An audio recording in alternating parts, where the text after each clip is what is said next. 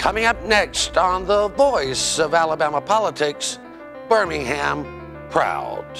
And the countdown begins to the doomsday election. You need me on that wall. We use words like honor, code, loyalty. We use these words as the backbone of a life spent defending something. You use them as a punchline. Ooh, fire and brimstone. All this and much, much more coming up next on The V.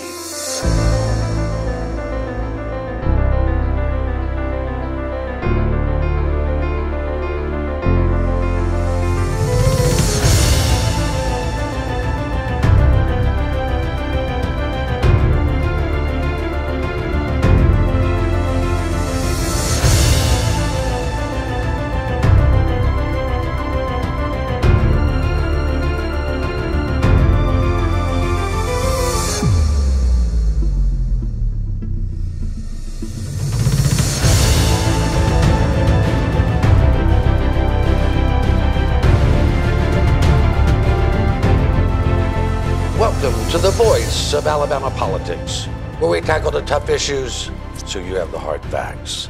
I'm your host, Bill Britt, and as always, I'm joined by the V team. Welcome all. Hi. Good morning. Jack, Jim Neighbors died. He did, and I had the opportunity to meet him. Actually, went to his house during a ball game that Alabama played out there in 1977. Gracious man, nice guy. Left a lot of money to the university, just a super guy. Great Alabamian. The great Alabamian. Golly. There you go. Okay. You were not going to not do that invitation. Can you do Shazam! I don't do Shazam, but he said, "Welcome to my house. What you gonna want? What can I fix you to drink?" Said, "Do you have bourbon?" And he poured me bourbon and ice and handed it to me. All right. Well, I had to drink it. of course I didn't you wash did. my hand for a week. Oh, man. Well, those were the days, my friend. You know, it is Roy Moore all the time. Some of the hysteria has died down, not that there wasn't a proper amount, but we have now a chance to stand back and look at some of the things. And I think that we realized, and the media at large has realized, that there are three accusers, and that the most serious one, of course, is Ms. Kaufman and Ms. Nelson. And we were talking about this earlier. You know, I've been taking apart the Times, the Washington Post story a little bit, and they reported that Roy Moore met Lee Kaufman in 1979 on February 21st at a court hearing. But we also found that he could have met her again in 1980, Susan, at another custody hearing. Can you give us a little bit about that? Well, the first custody hearing was because the mother needed the father's assistance in trying to work with her behavioral issues. So they had the custody moved over to the father, who lived in Ohatchee, and that was in February 1979. And she was 14 years old at the time. She turned 15 in May 1979. And then the next court hearing was in June 1980, which would have passed her 16th birthday. And that's when the custody was given from the father back to the mother, and she would have returned to being in Gadsden. The only reason, look, and I know you guys, I want you to jump in here. The reason here is not to question Ms. Kaufman at all. It is to say that it would make a legal difference if the reporting was 79 as opposed to 80. Now, Jack, the Washington Post people never mentioned that 1980 date, which makes me suspicious because they said they had the transcripts from the court papers. Well, two pages down, you get 1980. And that fits more with Moore's MO, 16-year-olds. Well, I don't know, and you don't know, and maybe the Washington Post deliberately wrote that. I thought they were pretty careful in their story. I happen to believe what they reported, but it does raise a question. There's no question about it. Any journalist, you need to put out all the facts so that, and Josh, you and I were discussing this earlier, where you need to put out all the facts so nobody can question anything. Yeah, you know, and I don't know, you know, one of the other things that we discussed was that, you know, I don't know how much it matters to the normal person. We're never going to get a legal sort of thing. It's way past statute of limitations here. It's never gonna wind up in court. And so basically, it only serves to influence public opinion one way or the other.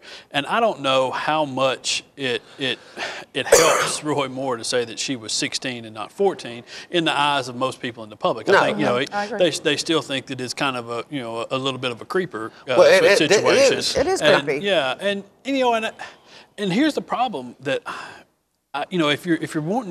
if you want to take down, if you're on Roy Moore's side and you want to take down these allegations, nobody has really been able to do that. And there are a number of dates and a number of things that were said here by these ladies against him, and none of it has been really knocked down. Well, they've done a terrible job, and nothing has. And we're not denying that Lee Corfman is telling a true story. It just, for me, a guy that has worked very hard to tell facts about powerful political figures at great personal cost, it is a different story if she's 14 than if she's 16. I don't think it makes any difference in the creepiness. I just think it makes a difference. And whether it's criminal or not. Whether it's criminal or not. But we're way beyond that. We're beyond that. I want to change the subject, but I just thought that was interesting. I don't think any minds are going to be changed between now and December 12th. I think people are dug in on both sides. Pardon the pun. Jack, yeah. I didn't know there were two sides. No. We got about less than 2 minutes. A lot of people we're hearing from are saying that they're holding their nose and voting for Roy Moore because not only the Supreme Court, but there's an opportunity, Jack, to change the court, the judiciary, for a generation or more. Yeah, there's 100 and something seats that are open on the federal bench, not including the Supreme Court. And it's a great opportunity to take the courts back for the Republicans if these seats are filled and confirmed.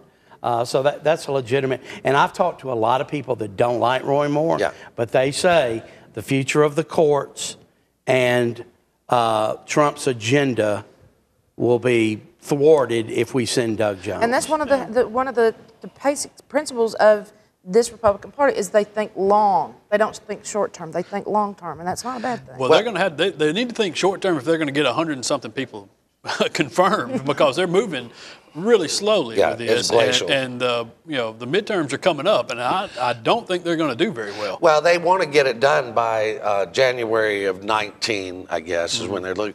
But from the other side, Josh, Doug Jones up there could slow this down to a crawl. Yeah, he could. And I mean, first of all, it's already at a crawl. I mean, all the vacancies that are there, they has not been high on the priority list. And, you would think they would have learned something from those first couple of years of Obama and, the Democratic Congress that was there at that time, where they kind of focused on one or two major issues and left a lot of things undone that they later regretted leaving undone. And I think this is going to be one for the Republicans. Well, I had one Republican friend of mine who did say he was going to vote for Moore, but he gave a very different reason. He said, Washington, D.C. deserves Judge Moore because they haven't done anything for us and they haven't done anything against it, but they've just absolutely done nothing. So I think we'll leave it right there. You're watching The V, the voice of Alabama politics. We'll be right back with more news and analysis.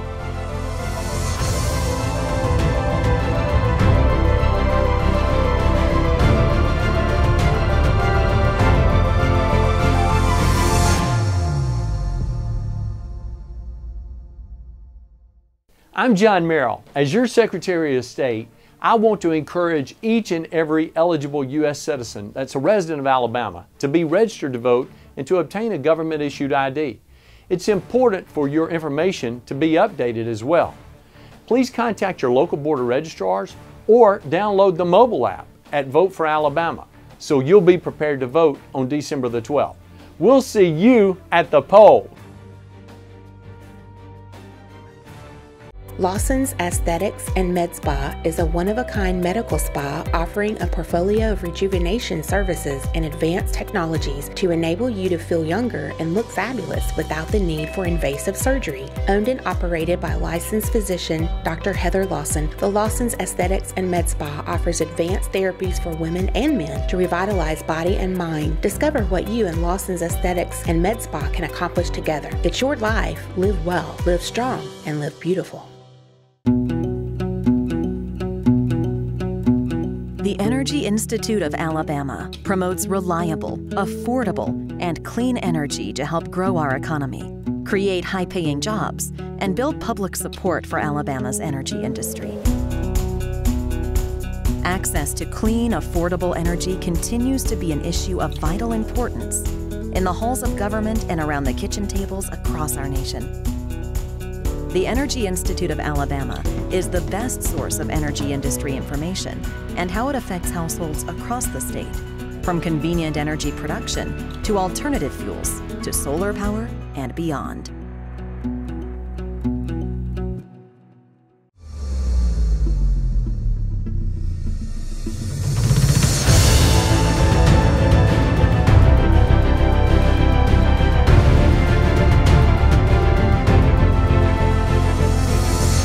Welcome back to the voice of Alabama politics.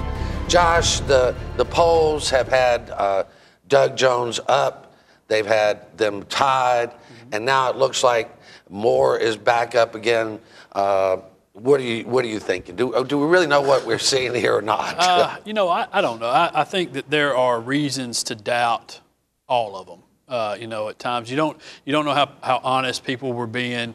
You know, back when the Roy Moore stuff really blew up, you don't know how honest they were being with the pollsters who were calling. And now, you know, I just some of the way that they've gone about getting the stuff, I would say that it's probably pretty dead even. That whichever way you go, they're probably within that margin of error. And I can't imagine that it's anybody is up 5 to 7 points on anybody else here, and I never believed Doug Jones was up 12 or whatever that ridiculous number was. Well, yeah, Susan, that seems a little. Yeah, it does seem like this is such an iffy. Yeah. Trying to even poll it. As you pointed out, some of the major pollsters haven't even come out. You know they're running polls. Everybody in Alabama is getting polled, left, right, and center. But I don't think the polls are coming out good enough that they want to be able to put their name on it. Whether they're for Moore or for Jones, I think it's just a little too iffy. I'm afraid they think it's too close to try to call. Jack, you know a lot about polls. I mean, some of these big firms and wealthy individuals are running polls every day. They need to know who's going to be sitting in that seat. Right.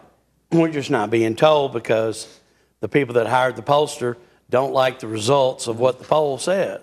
So, and I think when you polling on Roy Moore, you're not always calling traditional Republicans. That's true. You're not always calling likely voters. They're only likely to vote when Roy Moore's on the ballot. Yeah. Plus, some of them are not saying. Right. Yeah, I'll say this. The one thing that makes me doubt that Moore is up a significant amount is that Donald Trump isn't coming here. And I have to believe that after everything that has gone on, if he thought he could come here and save a little face after the Luther Strange debacle, that he'd be on a plane or doing something more than what he is doing. Well, with Trump, he may decide to come down before we finish the show. That's true. You never know. Yeah. Leave Donald alone. My fraternity brother, Lee Busby, who's a retired Marine colonel who worked with General John Kelly, who's Trump's chief of staff, has mounted a write-in campaign. He's from Tuscaloosa and a great guy. I had to give a plug for him. Yeah, there you go. I like Lee. He's a Republican. He may suck a few votes away from Roy and maybe a few from Doug. Well, he looks good in his leather jacket and all that. He looks very good. He's a sporty guy. He looks sporty. He's sporty spice. And he's a sculptor now. Well, a warrior poet, right? Something like that. Yeah. And we were talking about this earlier. Doug Jones is like the luckiest politician out there to be running against Roy Moore with all the scandal, no matter what's in Doug Jones's background, whether it be 3 divorces, scandalous cases, or anything else, nobody's ever going to report it. No, you know, he is kind of the savior at this point because of, I mean, you have one guy, it's understandable. You have one guy on one side who is just so, I mean, that most of the mainstream folks think it's just so awful. You know, the other guy is just going to slide by for the most part if he hadn't also done some really awful things. And I think Doug is probably in that category of, yeah, listen, I've worked, and maybe there's some things you could pick apart in my background if we were running a normal race here, but this is not a normal race. No, I'll give it that. Susan, I do think it's kind of, I mean, he has challenged the press to look and see if he was weak on crime. He's challenged the press to look at anything that he may or not have done that was responsible. I think that challenge will be met in 2020. 20 if he wins. It will be. I don't think it will be before that. It'll be looked at probably between now and the election, I'm quite sure. But I don't think he's going to run into any opposition with it until 2020. Jack, do you think there's any way? I mean, let's assume that Doug Jones wins the election. Do you think there's any way he stays in office past 2020? No, not if he behaves like we think he's going to behave. I think he'll be a goner. I don't think he's going to go up there and reach across the aisle. I don't think he's going to go up there and defy Chuck Schumer. I think you're going to see Doug Jones, if he goes up there, be what we all fear Doug Jones is going to be, and that's an unabashed liberal. Be interested to see what the climate is, or where things turn, especially after the midterms here in 2018, and see where things go. Because I mean, a lot of times you get kind of that national push, and people tend to follow along with it. I mean, we had a national push here that run Republicans in record number in 2010, and kind of bucked the system that we had going here for a long time. And so I think while Alabamians don't like to be told what to do, Alabamians do a lot of times follow those trends. And so I wonder if he could hold on, or at least make it close. And maybe this is just crazy me, but, I think if you had a Democrat who was like a moderate Democrat, especially a Joe Manchin type, especially an African-American like Anthony Daniels? Anthony Daniels, who's a young man that's charming and all that. I mean, how long are we going to send crazy old white men to Washington, Jack? As long as crazy old white men run. Keep getting all the money and the donations. We're going to send them every time they're on the ballot. Can we, don't get me started. But I mean, seriously, it just is one of those things that it's like, if we're going to send a Democrat, why can't we send the Democrat that even has some personality? I mean, we've had Doug Jones on the show. I mean, he's a nice guy. I mean, he won't return my texts or my phone calls or my emails, but I guess he's running from something and he thinks I might find it. But hey, that's just me. Well, everybody that might think about running probably think, how many butts have I grabbed over the years? I better not get on any ballot anywhere. So. Well, That's a good point, I mean, Jack. right now the butt grabbers are falling like fleas. White and black, old and young. Yeah, Democrat and Republican. Across the board. Yeah. I must have missed out on and that. I don't want to make light of this at all, but I mean, good Lord, it is like a tsunami. I'll be glad when we get to the conversation part, because right now it's a cleansing, and we need it. We certainly need it. But again, the piling on we don't need of the stuff that's not true. Yeah, I mean, because it lessens the voices of those that really have a problem here. Yeah.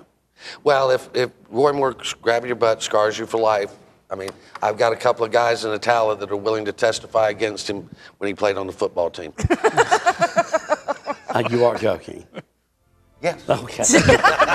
That little. All right, we're going to have to hold it right there. You're watching The V, the voice of Alabama politics. We'll be right back with more news.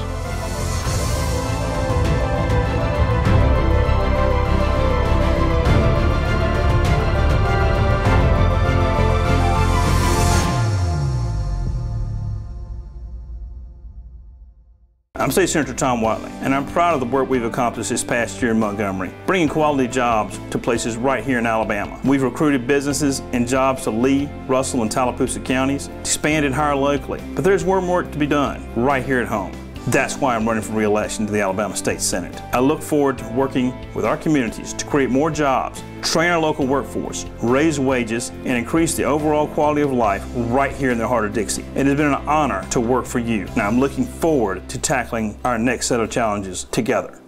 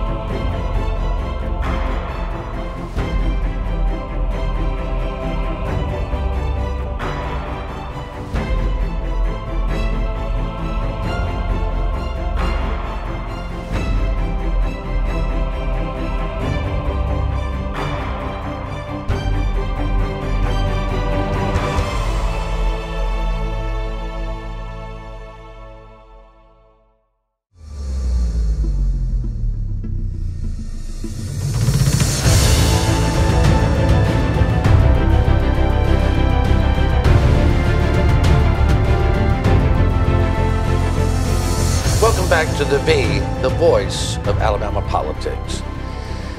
This week in Birmingham, I think maybe the youngest mayor ever to take that seat, Randall Woodfin, and people were excited. He has got it looks like a bright future. He's a young man. If he can handle that city, I think he's what we're talking about, a rising star. Yeah. I mean, that's a big plate, isn't it? Yeah, it really is. Especially to be a young guy and to kind of come up like he did real quick. It's almost on a much smaller scale, kind of an Obama type situation where he kind of rises really quickly. Catches a lot of people at the right time when people were kind of tired of that old stagnant guard that was there. He's a guy that come in with a lot of charisma and is a likable person and seems like a pretty good dude. For lack of a better term, he just seems like a pretty good guy. That you'd want to have leading your city. Well, I think not that the last mayor we know of ever done anything bad or wrong. No. But really, Susan, this was a young people revolt, basically, saying we want a young, fresh face. And he's taking it very seriously. And while, we've got the Armageddon of elections coming up, I believe I heard that Hillary Clinton and a lot of national Democrats called him and said, can you throw your people to Doug Jones? And he said, I've got a city to manage here. I'll give you what I can, but I've got to use my people right now to get Birmingham straightened out. That's my priority. Yeah, Jack, I think we can all be proud of seeing young folks come up and take on huge responsibilities. But if he doesn't have good counsel, he's going to go down in flames. Good city council, yeah, I know. Yeah, and I don't really know the outcome of those elections. Were the same old guard sent back in? No. They had some changeover there in Birmingham, and I think that what you mentioned though about them calling him and asking for his people kind of speaks to the disorganization of the state Democratic Party and the National Democratic Party, where they were, they're just trying to figure out a way forward now, and they keep trying to do things, especially in the state here, they keep trying to do things the old way by using, the race and different things like that worked in the past, but aren't working now. Well, we've kind of gone beyond a lot of that. Yeah. And you look, come on, Jack, as long as Joe Reed and Nancy Worley are running the Democratic Party, you might as well field candidates for what? Yeah, absolutely. Dog catcher? You really need new blood. And the Democrats have not awakened to that fact yet. Yeah, and they're also caught up in all of these personal wars, they're back and forth with each other inside that party. And it's killing them. It's killing them every single race. Where Reed doesn't like this person or Worley doesn't like this person, and it's just a back and forth bunch of nonsense. Well, now I think the Republican Party has cornered the market on eating your own. Over time, but the Democrats can't afford it. Democrats always seem to come together at the end. Republicans sometimes. Well, it's sort of like Will Rogers said. He didn't belong to any organized what is it called? Political party. Blew that joke. He's a Democrat. But the Republicans have eaten their young as of late. But I still think, Susan, there are some really bright Democrats out there. You look at, we were talking about Anthony Daniels. You look down in Selma. You look over in Tuscaloosa with the mayor over there. These are some great folks, but there's no leadership at the top. There's no leadership. And one of the things that I've seen that Republicans have embraced that Democrats have not is the youth in the party. The Democrats really have a strong youth in the party, but the upper levels of the Democratic Party do not want to let them rise to anything. They're afraid of them. And I think until they actually start to see the strength they've got there, they're going nowhere. Yeah. Well, there's a lot of young Republican groups. And a lot of them stood faithful to Moore. Some of them cashed out. And it's all understandable. This is all new territory if you're under the age of 40, right, Jack? Absolutely. Which I'm not. Yeah. Yeah. Your tie is, though, isn't it? That's a young tie. Yeah. Hey, before we close out here, speaking of Jefferson County, Susan, we have gotten so many calls about Governor Kay Ivey appointing Republican Mike Anderton, I guess they couldn't afford all the letters, to the Jefferson County District Attorney when the people of Jefferson County elected a Democrat. Now, turned out he was crook, or he lied, and he has some problems now. But really, and I've heard that's the way it ought to be, but it seems...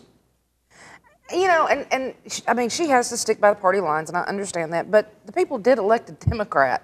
So it would seem only fair to put a Democrat in that position. Of course, the rumors are out that this guy's totally owned by Bob Riley and that group, which... Oh, you think that's a rumor, Jack? Not that hard to believe, honestly. I mean, they own about everybody. Well, that's because he lost a letter. Well, or added one. Added a letter. Yeah, swapped them out. Yeah, he just went up to Alphabet. Well, we heard that, you know, the notorious Brian Taylor and the Rileys, of course, they're behind everything. Yeah. They're on the machine. Them and the communists. I certainly don't expect you to appoint a Democrat, though. Appoint a Republican, let him take his chances of winning the next election. Well, I tell you, I bet you next election he get beaten like a rented mule. He I've seen might. He might.